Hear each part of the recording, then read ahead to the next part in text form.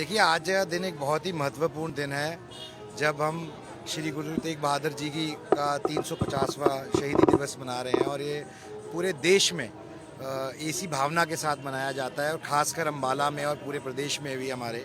और हमें जो उनकी कुर्बानी है, उनके साथ जो लोग जुड़े हुए थे, उनके अनुयायी थे, जैसे भाई सतीदास, भाई मतीदास और जितने लोगों ने उन्होंने जो कुर्बानी दी है धर्म के लिए, देश के लिए, वो आज भी हमारे लिए प्रेरणा का स्रोत है और हमें उनसे सीखना चाहिए, युवा पीढ़ी को सीखना चाहिए।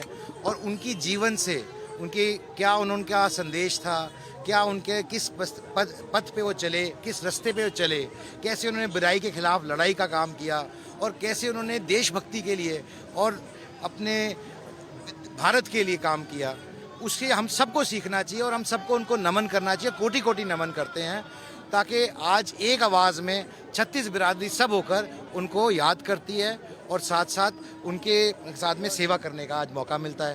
तो ये हमारे लिए बहुत ही गर्व है। बिल्कुल, आप सब भी प्रसाद लेके जाना, प्रसादा छक के जाना, क्योंकि ये सेवा आपके लिए भी उतनी ज़रूरी है जितनी सबके लिए, और आप भी उसी का हिस्सा हैं। मोदी जी भी आ रहे हैं कार्यक्रम। जी बिल्कुल, देखिए प्रधानमंत्री जी का हमेशा से एक पूरे सिख समाज के लिए एक बहुत ही विशेष आदर, सम्मान, सत्कार और प्रेम रहा है और उन्होंने जब भी ये मौका आया है उन्होंने बढ़ चढ़ के हिस्सा लेने का काम किया है।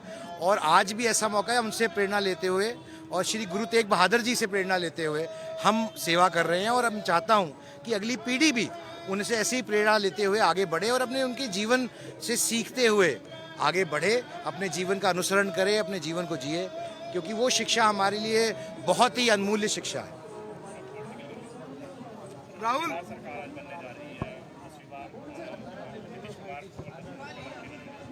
देखिए मैं तो सिर्फ इतना कहूँगा कि विपक्षी पार्टियों का काम आलोचना करना है और जनता जनार्दन होती है। लोकतंत्र के अंदर जनता ने जवाब दिया है और बिहार की जनता ने एक मुश्त होकर जवाब दिया है। माननीय नरेंद्र मोदी जी के अंदर अपनी आस्था व्यक्त की है और 10वीं बार वहाँ के मुख्यमंत्री श्री नीतीश कुमार जी बनने जा रहे हैं। मैं आपके माध्यम से उनको बहुत बहुत बधाई देता हूँ, लेकिन साथ साथ मैं जो विपक्षी पार्टियाँ उनको भी एक संदेशा देना चाहता हूँ।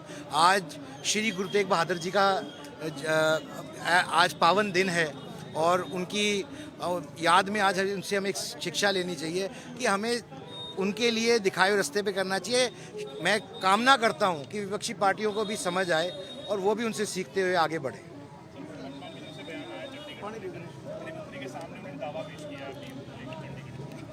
देखिए मैं समझता हूं कि ये ऐसी बातें नहीं करनी चाहिए, वो भी एक सूबे के मुखिया को, क्योंकि चंडीगढ़ पे हक हरियाणा का भी उतना है जितना पंजाब का है और चंडीगढ़ साझा है, वो यूनियन टेरिटरी है और जो व्यवस्था बनी हुई है वो व्यवस्था किसी कारण से बनी हुई है। और ये मैं कहना कि किसी एक का है दूसरे का नहीं है, ये अनुचित है, दोनों का है। चंडीगढ़ पे हक हमारा भी उतना है जितना पंजाब का है और पंजाब भी हमारा भाई है, तो हम पंजाब को भी अलग नहीं मानते हैं। तो जो भावना हरियाणा की है वैसी भावना पंजाब को भी होनी रखनी चाहिए। ये आज श्री गुरु तेग बहादुर जी का आज उनका एक बहुत ही महत्वपूर्ण दिन है जब हम उनको याद करते हैं। उनकी जो उन्होंने कुर्बानी दी है, चाहे जो बुराई के ऊपर लड़ाई उन्होंने की थी, जो उनके अनुयायी थे, जो उन्होंने अपना सारा जीवन निछावर कर दिया और किस तरीके से किन लोगों ने उन लोगों पे क्या यातनाएं दी और उनके अनुयायी जो भाई सतीदास, मतीदास, जिन लोगों ने भी मिलके, भाई दयाला जी ने, उन सब की शहादत को आज हम याद करते हैं। और ये याद सिर्फ पंजाब हरियाणा के लोग नहीं करते, पूरे भारतवर्ष के लोग करते हैं, 36 बिरादरी के लोग याद करते हैं, क्योंकि वह सिर्फ सिख समाज के नहीं, वो सारे सर्व समाज के 36 बिरादरी के बड़े हैं और उनसे हमें सीखना चाहिए, युवा पीढ़ी को सीखना चाहिए। जो उनकी शिक्षा है, जिन मूल्यों पे, जिन आधार पे उन्होंने अपना जीवन जिया और जीवन का त्याग किया, वो आज भी उतना ही रेलेवेंट है जितना आज से 350 साल पहले था। और आज भारत सरकार, श्री नरेंद्र मोदी जी, हमारे प्रदेश के मुख्यमंत्री, सब मिलकर इसको एक पर्व की तरह मना रहे हैं, क्योंकि जो उनकी शिक्षा है आज के जीवन काल के अंदर उसका महत्व और बढ़ जाता है। आज युवा पीढ़ी को सीखना चाहिए कि क्या मतलब होता है एक उद्देश्य के लिए, एक धर्म के लिए लड़ना, और वो भी उनके अगेंस्ट, उन लोगों के खिलाफ जो अत्याचारी हैं, जिन्होंने अत्याचार किया। मैं तो बल्कि आज के इस पावन अवसर पे ये भी कहूँगा कि जो विपक्षी पार्टियां हैं उनको भी गुरु तेग बहादुर जी से, महाराज जी से सीखना चाहिए। उनको भी उनकी शिक्षा पानी चाहिए, उनका आशीर्वाद प्राप्त करना चाहिए। अगर वो पाएंगे तो शायद इतने विचलित नहीं होंगे। किस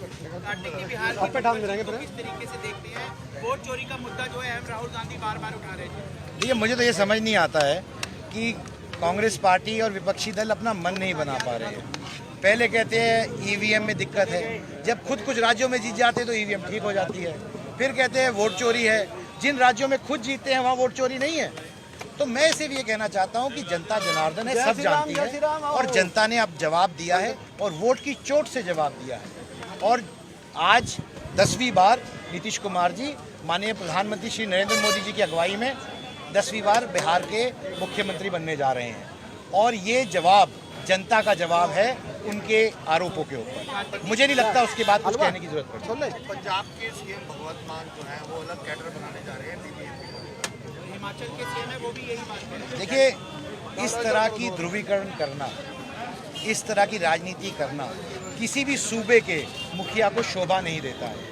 उन्होंने और भी आपत्तिजनक कई बातें कही, उन्होंने चंडीगढ़ की भी बात कही। तो मैं कहना चाहता हूँ कि पंजाब हमारा भाई है और जो हक हमारा है वो हमारा है, वो हम छोड़ेंगे नहीं, किसी और का हक लेंगे नहीं। तो हक तो हमारा भी चंडीगढ़ पे उतना ही है जितना पंजाब का। तो ऐसी बातें ना करें तो अच्छा है, क्योंकि हम सबको मिलजुल कर फैसला करके अपना रास्ता निकालना चाहिए, क्योंकि वो हमारा भाई है, हमारा पड़ोसी है, हिमाचल भी और पंजाब भी। तो ये हमारे भाइयों के साथ हमारी प्रथा नहीं है, हमारी परंपरा नहीं है कि हम अपने भाइयों से लड़ें और अपने भाइयों से इस तरह की राजनीति ही करें। तो मैं उनसे भी अपील करना चाहूँगा कि इन मुद्दों पे राजनीति से ऊपर उठकर भाईचारे को मद्देनजर रखते हुए उनको ये बातें कहनी चाहिए, करनी चाहिए। राजनीति के लिए और बहुत सी चीज़ें होती हैं, हमें आपसी भाईचारा राजनीति में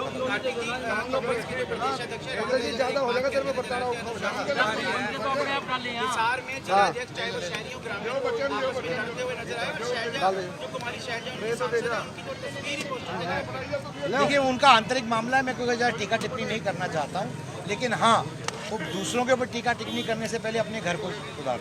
सरकार तो सपोर्ट कर रही है, पर ये कार्यक्रम सिर्फ सिख समाज का नहीं है, छत्तीस बिरादरी का कार्यक्रम है। तेग बहादुर जी हमारे भी बड़े हैं और उनसे हमने भी जीवन में सीखा है और उसी के तहत हम सब सेवा करने आते हैं। और पूरे ये हरियाणा पंजाब का नहीं, पूरे भारतवर्ष का कार्यक्रम है।